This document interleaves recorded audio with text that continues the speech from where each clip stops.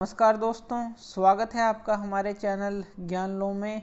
आज हम बात करेंगे रेंज ऑफ हियरिंग के बारे में। रेंज ऑफ हियरिंग यानी कि जो ह्यूमन ईयर हैं वो कितना साउंड सुन सकते हैं। तो हम इसको दो कैटेगरी के अंदर डिवाइड करते हैं। एक तो होता है ऑडिबल साउंड जिसको हम सुन सकते हैं, और दूसरा होता है हमारे पास नॉन ऑडिबल साउंड। ये जो नॉन ऑडिबल साउंड है इसको हम नहीं सुन सकते, तो इस तरह के साउंड को नहीं सुन सकते। तो अगर हम फ्रीक्वेंसी के अंदर बात करें तो ये रेंज जो है, रेंज ऑफ हियरिंग जो है कहाँ तक जाती है, तो ये हमारी जाती है 20 हर्ट्ज से लेकर 20,000 हर्ट्ज तक, ये वहाँ तक जाती है। अब हर्ट्ज क्या है, फ्रीक्वेंसी की यूनिट है, ये हम पढ़ चुके हैं। फ्रीक्वेंसी क्या होती है, हाउ फ्रिक्वेंटली एन इवेंट ओकर, उसको फ्रीक्वेंसी कहा जाता है। इनके बारे में हम जो कैरेक्टरिस्टिक ऑफ साउंड वेव है वो सब पढ़ चुके हैं। तो 20 हर्ट्ज से लेकर 20,000 हर्ट्ज तक की जो फ्रीक्वेंसी है वो हम सुन सकते हैं। लेकिन जो चिल्ड्रन है, अगर हम चिल्ड्रन की बात करें जो हमारे बिलो 5 ईयर होते हैं, यानी कि 5 साल से कम के बच्चे जो होते हैं, और कुछ एनिमल इसी के अंदर आ जाते हैं कि 5 साल से कम के बच्चे और कुछ एनिमल्स जो हैं ये हमारे 25 किलो हर्ट्ज जो है अप टू 25 किलो हर्ट्ज तक की भी फ्रीक्वेंसी सुन सकते हैं। यानी कि अगर इनकी हम बात करें 25 किलो हर्ट्ज, 25 किलो हर्ट्ज का क्या मतलब है, 25,000 हर्ट्ज तक। जैसे ये तो 20,000 हर्ट्ज तक थी मैक्सिमम फ्रीक्वेंसी ऑडिबल जो रेंज है, लेकिन अगर हम बच्चों की बात करें जो 5 साल से कम होते हैं और कुछ एनिमल्स जो होते हैं वो 25,000 हर्ट्ज तक की फ्रीक्वेंसी के साउंड को भी सुन सकते हैं। जैसे कि इसके अंदर एनिमल्स के अंदर बात करें तो इसके अंदर हमारे आ जाते हैं जैसे जो डॉग्स होते हैं, तो वो भी इतनी फ्रीक्वेंसी जो है सुन सकते हैं। जैसे जैसे ह्यूमन जो है, जैसे बच्चा बड़ा होता रहता है, ग्रो होता है, तो उसकी जो ये क्षमता है ये कम हो जाती है, यानी कि वो आ जाती है फिर 20,000 हर्ट्ज तक हो जाती है, या कहें कि वो लेस सेंसिटिव हो जाते हैं उसके कान इन फ्रिक्वेंसी को सुनने के लिए। और इसी तरह से जो साउंड होते हैं बिलो, अब ये तो हमने बात की 20,000 हर्ट्ज से ऊपर की कि 25 किलो हर्ट्ज यानी कि 25,000 हर्ट्ज तक की जो फ्रीक्वेंसी है कुछ एनिमल्स और चिल्ड्रन बिलो 5 ईयर सुन सकते हैं। इसी तरह से अगर हम बिलो जो है 20 हर्ट्ज से फ्रीक्वेंसी की, यानी कि काफ़ी कम फ्रीक्वेंसी की साउंड भी जो है वो भी कई जीव सुन सकते हैं। इनको हम बोलते हैं जो बिलो 20 हर्ट्ज के साउंड होते हैं, जो 20 हर्ट्ज की फ्रिक्वेंसी के नीचे के साउंड होते हैं, इनको हम इंफ्रासोनिक साउंड बोलते हैं। तो इनको नाम दिया जाता है इंफ्रासोनिक साउंड। तो ये जो नाम है ये आपको याद रखने हैं कि बिलो जो है 20 हर्ट्ज से नीचे की फ्रिक्वेंसी का साउंड है, इनको इंफ्रासोनिक साउंड बोला जाता है। अब देखिए ये जो इंफ्रासोनिक साउंड होते हैं, और दूसरा नाम इनको इंफ्रासाउंड भी बोला जाता है। अब अगर हम ये सुन सकते, अगर मान लीजिए हम बिलो 20 हर्ट्ज से भी नीचे का सुन सकते जो साउंड है, तो जो पेंडुलम होता है, पेंडुलम ओसिलेट करता है, पेंडुलम इस तरह का होता है, उस पर एक स्ट्रिंग होता है, एक बोब लटका होता है, और हम इसको एक पोजीशन पे ले जाकर छोड़ देते हैं तो वो इस तरह से वाइब्रेट करता रहता है इस तरह से। तो हम इसकी आवाज़ को भी सुन पाते, जैसे हम मधुमक्खी की विंग्स की आवाज़ को सुन सकते हैं, तो हम इसकी आवाज़ को भी सुन पाते अगर हम सुन पाते 20 हर्ट्ज से नीचे की फ्रिक्वेंसी का साउंड। यानी कि ये जो साउंड होता है ये 20 हर्ट्ज की फ्रिक्वेंसी से नीचे का साउंड होता है। अब इसी तरह से जो रिनोसेरॉस होते हैं, यानी कि जिसको हम हिंदी में गैंडा बोलते हैं, वो जो है इस तरह के साउंड सुन सकता है। एज लो एज वो 5 हर्ट्ज तक की फ्रिक्वेंसी के साउंड भी सुन सकता है। रिनोसोर्स की बात कर रहे हैं, यानी कि जिसको हिंदी में गैंडा आप बोलते हैं।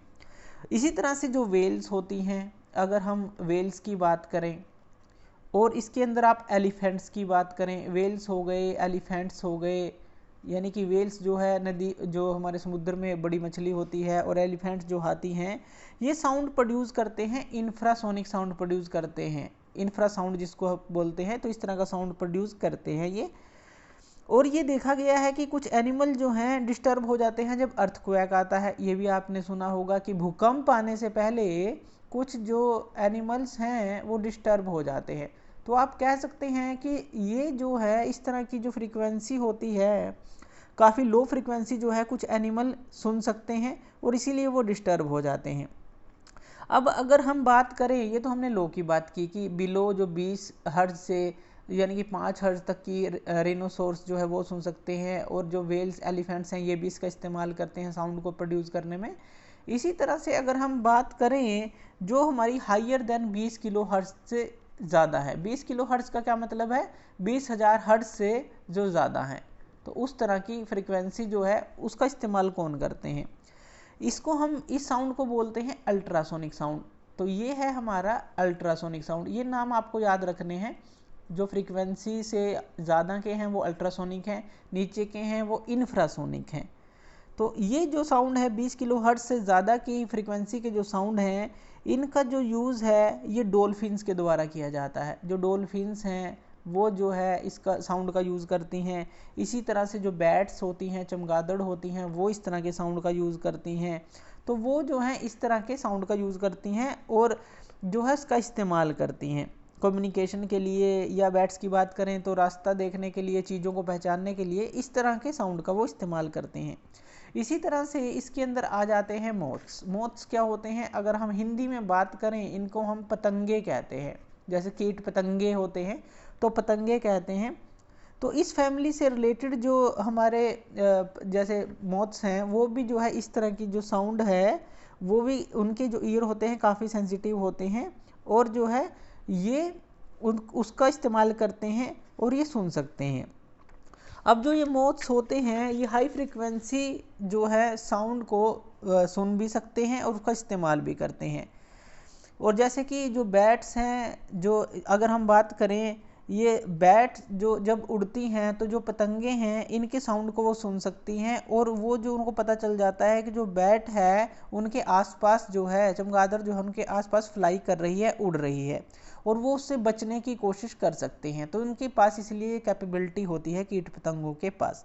इसी तरह से जो रैट्स होते हैं, चूहे होते हैं, वो भी इस तरह के साउंड का इस्तेमाल करते हैं और जो है अल्ट्रासाउंड वो प्रोड्यूस करते हैं और इसका साउंड का इस्तेमाल करते हैं। तो डॉल्फिन, बैट्स, कीट पतंगे, रैट्स, ये अलग अलग तरह के यानी कि 20 किलो हर्ट्ज से ज़्यादा की फ्रिक्वेंसी का इस्तेमाल करते हैं और उसको सुन सकते हैं। लेकिन अगर ह्यूमन रेंज की बात करें तो वो होती है 20 हर्ट्ज से 20,000 हर्ट्ज तक की वो हियरिंग रेंज रहती है। तो जैसा कि हमने बात की, अब इसके अंदर एक चीज़ आती है कि कई बार क्या होता है, व्यक्तियों को कम सुनना जो है कम सुनने लग जाता है, तो उसके लिए हियरिंग ऐड लगाई जाती है, यानी कि कानों के अंदर आपने एक मशीन देखी होगी छोटी सी, वो लगाई जाती है। तो ये मशीन क्या करती है, इसको हम हियरिंग ऐड बोलते हैं, यानी कि हियरिंग में, सुनने में जो सहायता करती है।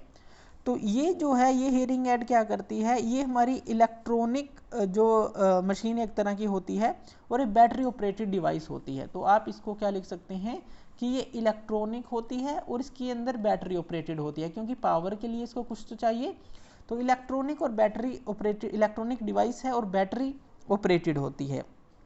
अब देखिए ये करती क्या है, जब भी कोई साउंड आता है, मान लीजिए साउंड है और आपको कम सुनाई देता है, तो ये जो इलेक्ट्रॉनिक मशीन है या इलेक्ट्रॉनिक डिवाइस है वो जो साउंड है इसके पास जाता है, और ये जो साउंड जाता है ये किससे जाता है, जैसे फ़ोन के अंदर माइक्रोफोन लगा होता है, तो इसी तरह से ये भी साउंड जो है माइक्रोफोन के थ्रू इस इलेक्ट्रॉनिक डिवाइस के अंदर जाता है।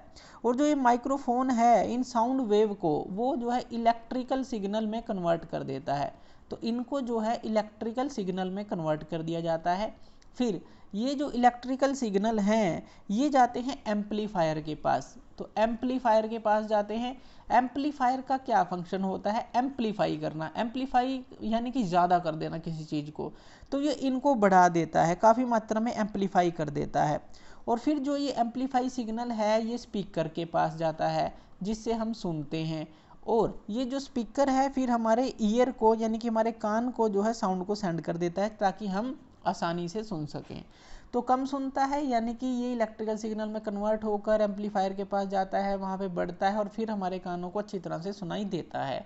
तो इसलिए इसको हियरिंग ऐड बोला जाता है, क्योंकि जो कम सुनते हैं उनके लिए मशीन लगाई जाती है ताकि वो अच्छे से साउंड को सुन सकें। तो ये थी हमारा जो आज का टॉपिक था, रेंज ऑफ हियरिंग 20 हर्ट्ज से 20,000 हर्ट्ज तक, 20 हर्ट्ज से नीचे के इंफ्रासोनिक साउंड, 20 हर्ट्ज से ऊपर के अल्ट्रासोनिक साउंड, और इसके अंदर हमने पढ़ा हियरिंग ऐड क्या होता है।